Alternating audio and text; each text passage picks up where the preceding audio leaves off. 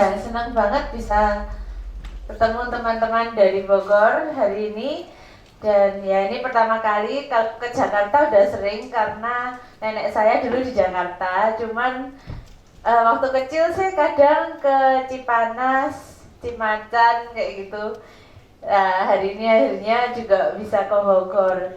Dan ya perkenalkan saya Esther, saya founder dari GDG Surabaya. Jadi kalau pengen juga tanya-tanya tentang gimana sih kalau aktif di komunitas, pasti banyak perks dan nilai positif yang kita dapat. Jadi kita bisa kenal dengan relasi baru, kita bisa kenal banyak orang, kita bisa ke summitnya Google, ketemu banyak orang untuk saling share tentang perkembangan teknologi. Ya tadi udah dibacain juga sama kakak Amel ya tentang CV dan pengalaman.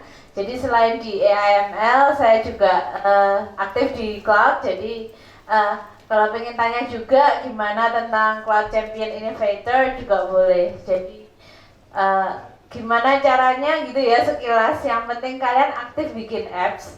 Terus apps kalian di-share entah di GitHub atau di platform lain. Jangan lupa pengalamannya juga diceritain di Medium. Terus kalian juga bisa apply di webnya Cloud Champion Innovator untuk karya kalian yang sudah pernah kalian buat. Jadi mungkin berapa yang profesional di sini?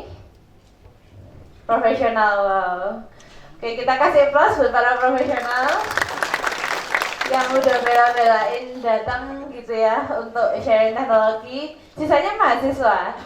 Tapi tadi ada yang ngajak foto dari SMK. Ada di sini? Ada dari SMK? Wah, ada satu. Kita kasih applause juga. Nah, ini semangatnya dari SMK udah kelihatan dan pasti nanti kuliah cepet-cepet jadi GDSC ya di kampusnya nanti. Jadi, oke, next dulu. Nah, ini salah satu perk sedikit promo gitu ya. Kalau jadi GDG Manager, kalian bisa pasti banyak manfaatnya, networking dan macam-macam. Dan juga saya sempat ke Google I.O., salah satu konferensi terbesar Google, dan di sana sempat nyoba prototype self-driving car. Cuman ada yang salah. Kenapa kira-kira ini salah? Fotonya kenapa ya?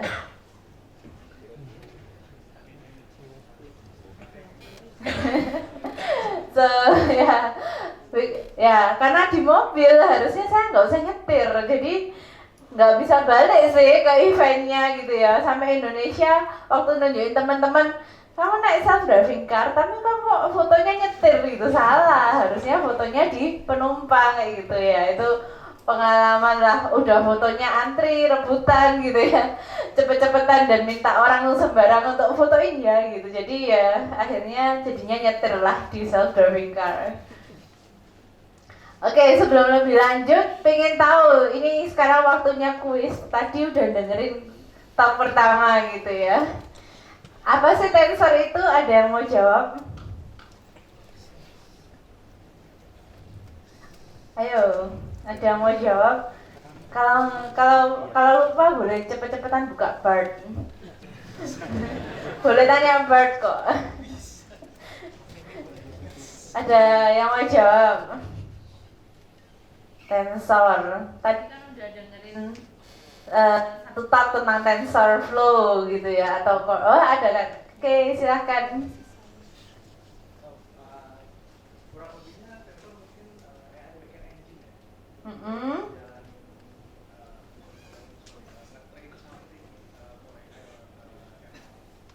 Oke, hampir ya, 95% gitu ya jawabannya. Kasih plus dulu untuk keberaniannya kakaknya. Jadi tensor ini, oke, kita tahu tensor flow deh, tapi ini wah pelajaran matematika balik. Sedikit aja biar refresh gitu ya. Sebenarnya tensor ini sebuah objek matematika. Jadi kalau ada yang belajar informatika terus anti matematika jangan ya, karena sebenarnya di dalamnya itu matematika semua.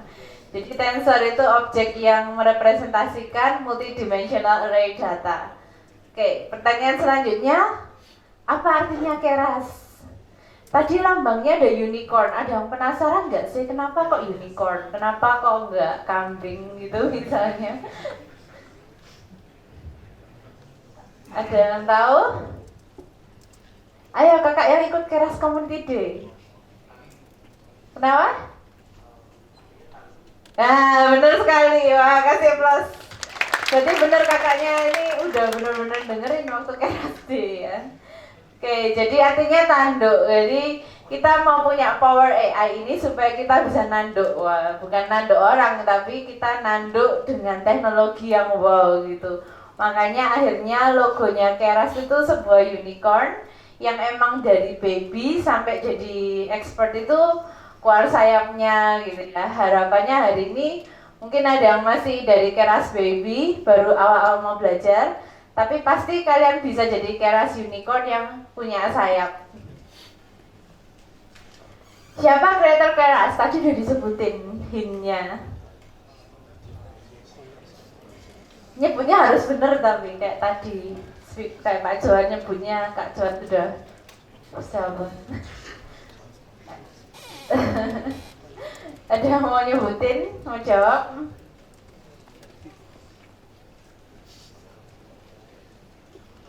Malu-malu kayaknya. Yang tadi quote-nya disebutin.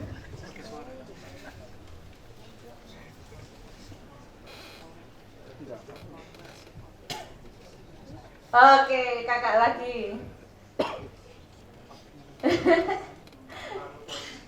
Oke, betul sekali ya kak. Jadi namanya ya kita perlu mengingat-ingat gitu ya. Ini kayak tokoh pahlawan, tapi ini dia pahlawan di AI gitu ya. Jadi dia yang menciptakan. Kenapa pahlawan? Sebenarnya dulu itu kita bisa sih bikin program machine learning gitu. Tapi wah code-nya itu bisa bikin pusing. Jadi kita mau bikin sebuah neural network dulu itu harus ada loop-nya, ada hitungan matematika banget yang sama bapak ini dibuat jadi tinggal satu row gitu ya. Jadi dia berjasa banget buat kita. Nah, ada yang tahu dua jenis Keras model utama? Mungkin tadi udah ada di talk sebelumnya.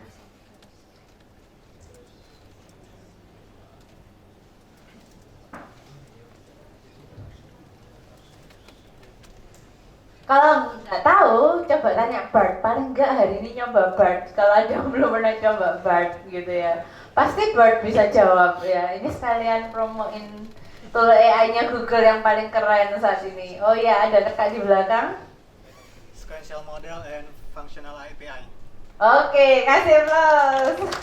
Betul sekali ya.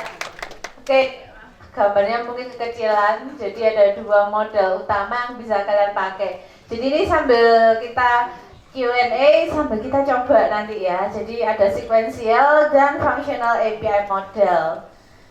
Dan yang penting juga, jadi kadang dalam perjalanan coding kita bangun model machine learning, itu kadang, aduh sudah mau bikin model, sudah ada tugas dari bos kita, terus tapi datanya nggak cukup. Nah, kalau datanya ini kurang atau masih sedikit, kita bisa melakukan ini, data augmentation. Ada yang mau cerita? Mungkin apa sih, singkat aja satu kalimat tentang data augmentation.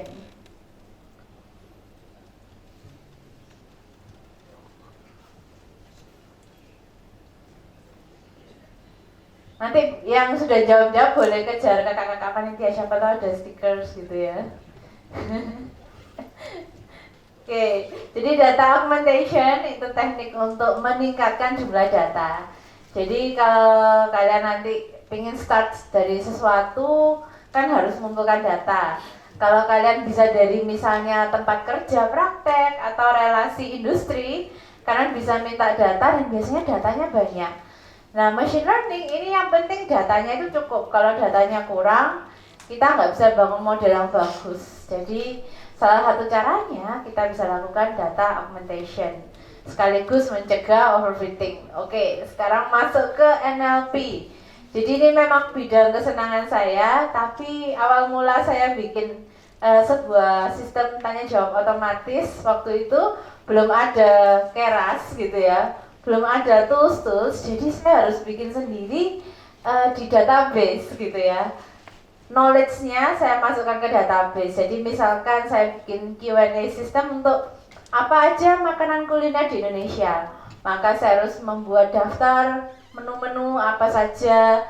Terus nanti kalau ditanya gimana sih cara bikin gado-gado, nah kalau ditanya kayak gitu saya harus nyiapin jawabannya. Dan kalau orangnya itu tanyanya apa langkah-langkah bikin gado-gado. Nah, karena di data saya cuman adanya gimana sih cara bikin gado-gado, jadi waktu ditanya apa langkah-langkah, bingunglah sistemnya, dan saya harus bikin daftar sinonim di bahasa Indonesia.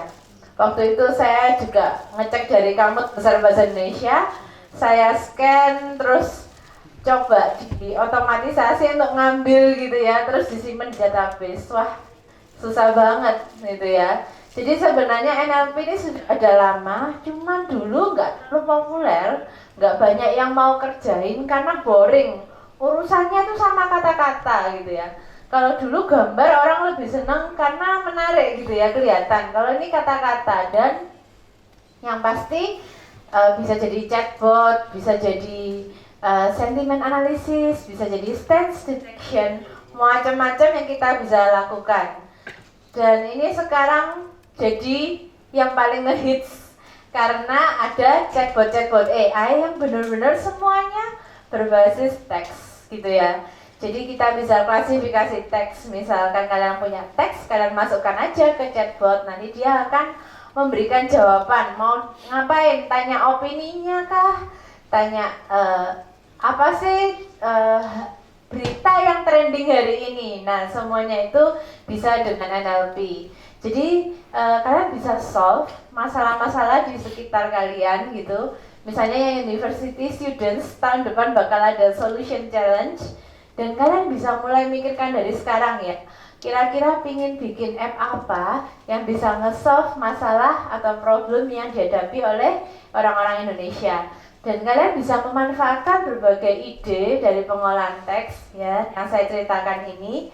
Misalnya membantu translasi, membantu anak-anak belajar atau orang-orang yang berkebutuhan khusus misalnya.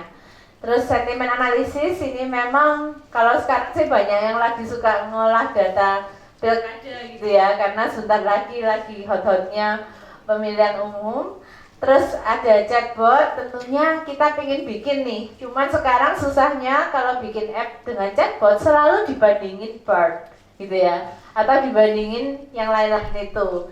Nah, kita kalau dibandingin susah bikin yang sebagus itu karena mereka punya kapasitas pengetahuan yang sangat besar.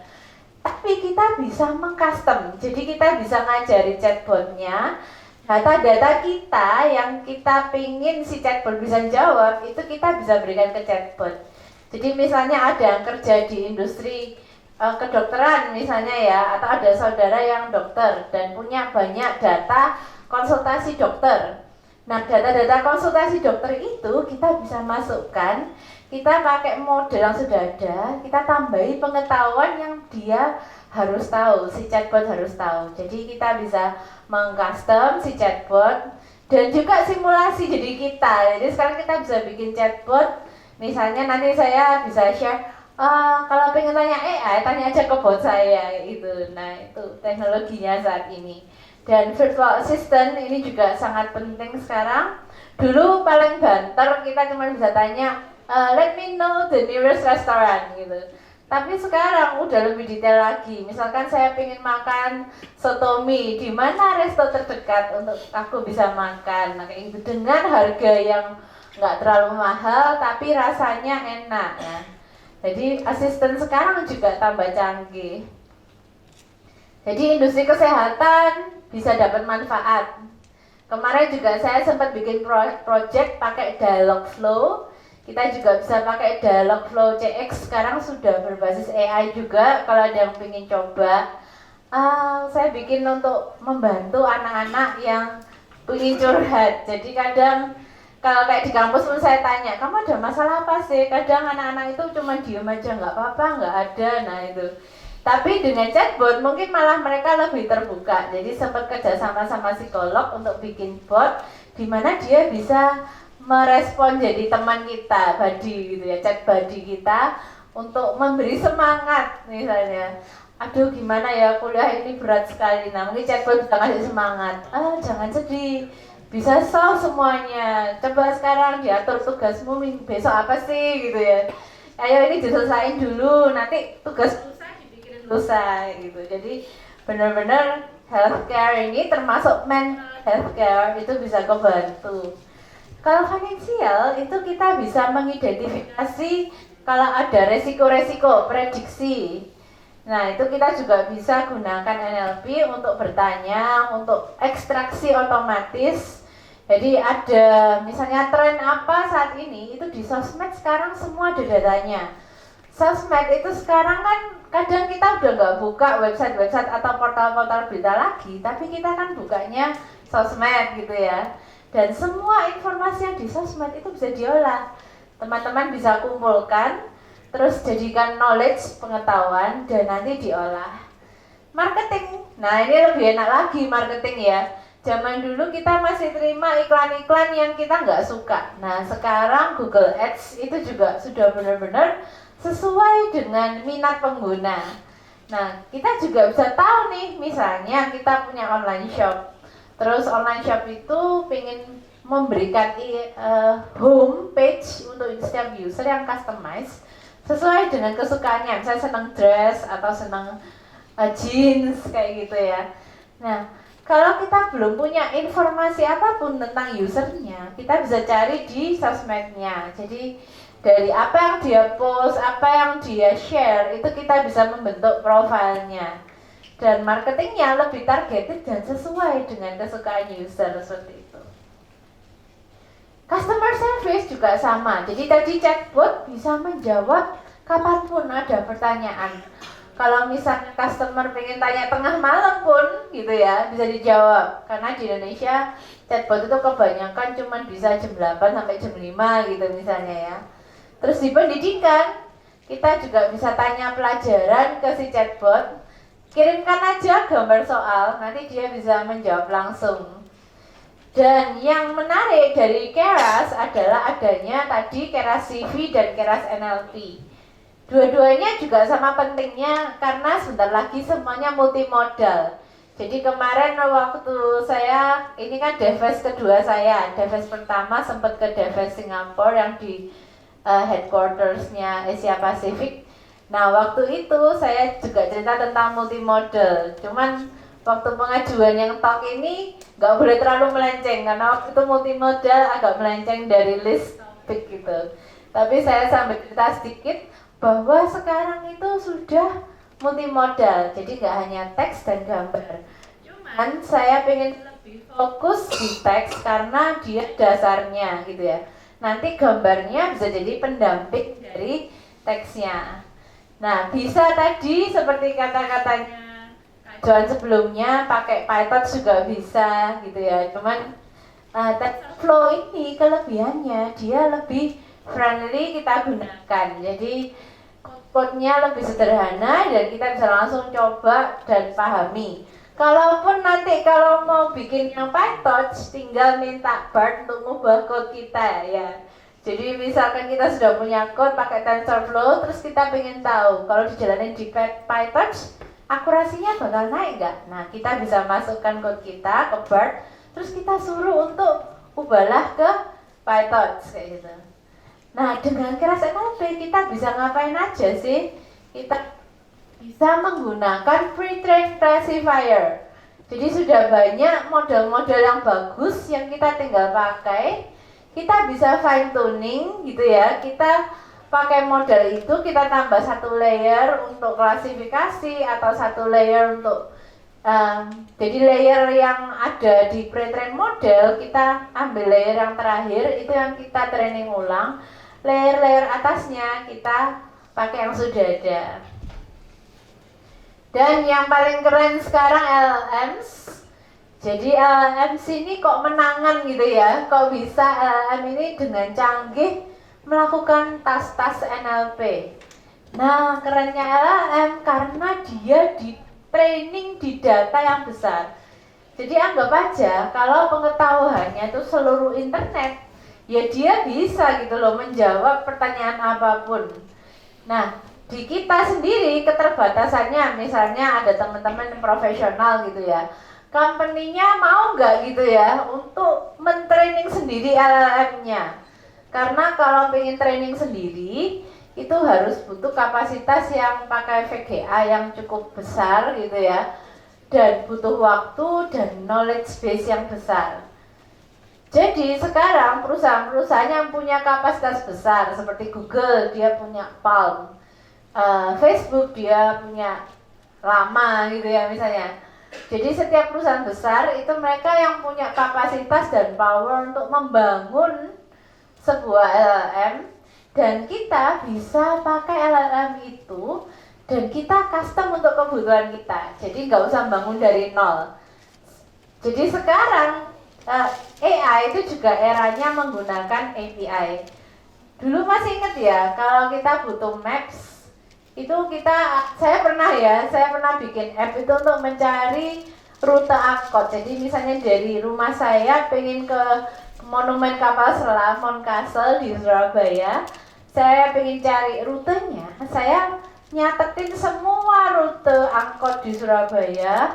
Terus untuk menghitung jarak itu ada yang tahu nggak? Kita menghitung jarak satu tempat ke tempat lain, kita bisa pakai rumus-rumus graf gitu ya. Dan itu setengah mati. Habis itu Google Map muncul, dan Google Map menyediakan API direction, API untuk mencari rute. Nah dari situ, wah ternyata gampang ya, kita tinggal call, dia mengembalikan jawaban dan sudah solve lah kebutuhan kita. Nah, waktu di dunia web dan app development sudah banyak API. Nah, beberapa tahun terakhir barulah API machine learning ini bangkit. Dan LLM ini kita bisa anggap dia seperti API yang bisa kita pakai aja. Kita tugaskan dia untuk melakukan sesuatu dengan pengetahuan yang sudah dia miliki. Jadi kalau teman-teman bisa lihat di circle-nya ini ada Palm, ada Gopher, ada GPT, banyak sekali LLM yang bisa kita gunakan. Google sendiri dia yang membangun fondasi. Jadi biasanya kalau ada pembangunan gedung, ada seremonial untuk peletakan batu pertama ya. Sebenarnya batu pertamanya dunia LLM saat ini itu justru dari Google DeepMind. Jadi mereka mengemukakan paper yang namanya Attention is all we need. Attention ini menariknya dalam sebuah kalimat, dia bisa mengambil kata mana yang penting dan kata itu yang diolah. Misalkan saya tanya, bagaimana cara masak rujak soto? Ada yang pernah tahu rujak soto? Jadi di Jawa Timur itu ada masakan yang favorit di daerah Banyuwangi. Jadi rujak dicampur soto, bisa dibayangin gitu ya.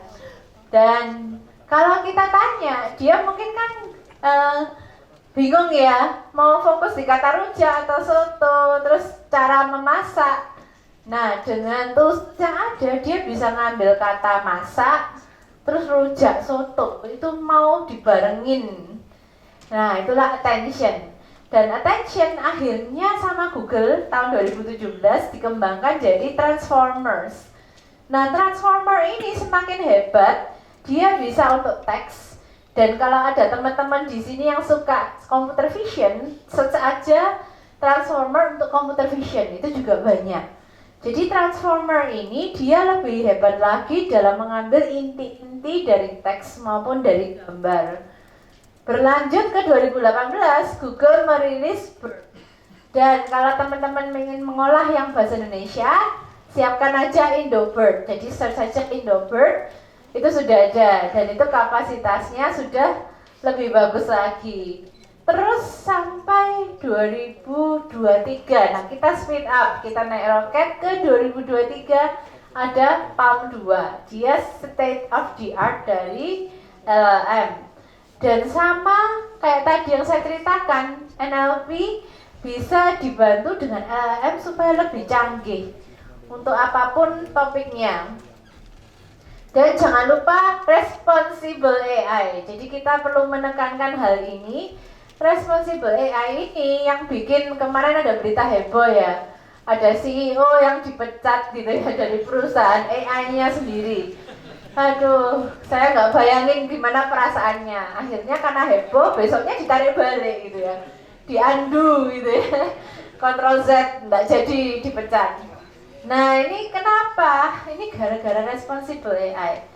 Jadi tim Google sendiri dia sebenarnya sudah bisa punya teknologi secanggih chatbot yang lain. Contohnya kalian kan dulu pakai Google Assistant, anak-anak SMA aja saya tahu mereka kerja PR mereka tanya ke Google Assistant. Misalnya pelajaran sejarah, siapa tokoh Indonesia yang pertama mendirikan sebuah sekolah. Nah, tanya aja kan langsung bisa jawab. Jadi sebenarnya teknologi itu sudah ada, cuman yang penting ini sekarang responsible AI. Kalau orang sembarangan tuh punya akses, takutnya itu muncul hoax-hoax bertebaran. Zaman sekarang kan hoax makin canggih gara-gara teknologi ini. Jadi tetap kita pakai AI tapi harus tanggung jawab. Nah nanti talk ini kan cuma buat mancing kalian ya untuk belajar. Jadi perjalanan untuk belajar itu masih panjang. Nanti coba search di Medium saya juga ada Esther Irawati tentang tutorialnya. Ada juga di websitenya Google sendiri tentang PALM 2. Jadi kita bisa memanfaatkan fasilitas PALM 2 dan kita bisa integrasi Keras NLP dengan LLM tadi. Keywordnya fine tuning, ensemble, feature extractor, model guidance. Saya sendiri juga sudah coba multimodal embedding dengan Vertex AI juga bisa dilakukan. Dan nanti cobalah MakerSuit. Jadi MakerSuit ini tool prototyping untuk AI. Dulu ada Figma. Sekarang ada AI itu juga bisa diprototype nih pakai MakerSuit namanya. Nah kalian nanti register, coba trial, terus bisa nyoba model pre-trained LLM yang sudah ada. Kalau untuk text classification pakai Text Bison 001, kalau untuk chat pakai Chat Bison 001, embedding pakai embedding Gecko. Jadi ini sudah ada tool-toolnya seperti API Maps. Sekarang kita punya API untuk AI gitu. Dan bisa melakukan apapun. Jadi misalkan waktu di bidang kerja kalian pengen demo ke bos, nah pakailah tool prototyping ini. Ini bisa kayak gini loh. Terus habis itu semoga dibeliin server yang hebat gitu ya. Jadi kita bisa demo, prototype, dan nanti embedding. Nah embedding ini juga penting karena data yang masuk harus bisa diolah neural network. Nah kembali ke tadi di awal, tensor ini angka-angka. Nah angka-angka, lah gimana gambar atau teks itu bisa diolah dalam bentuk angka? Itu namanya embedding models. Jadi embedding models ini bisa membantu kita mengolah. Dan jangan lupa kita nanti harus mempertimbangkan scalability. Kalau misalnya tiba chatbotnya laris, wah bisa banyak customernya. Terus kualitas data juga kita bisa pakai, dan explainable AI itu juga penting, di mana model itu harus bisa dianalisa setiap stepnya yang mana yang perlu diperbaiki. Jadi dengan MakerSuit sudah ada real time processing, bisa dibaca ya, nanti dicoba-coba gitu ya. Bisa data cleaning juga, cleaning, preprocessing, dan augmentation yang tadi di awal saya sempat ceritakan. Terus bisa divisualize modelnya, dipahami, dan didebug. Jadi paling pusing itu debugging ya, bayangkan debugging di AI.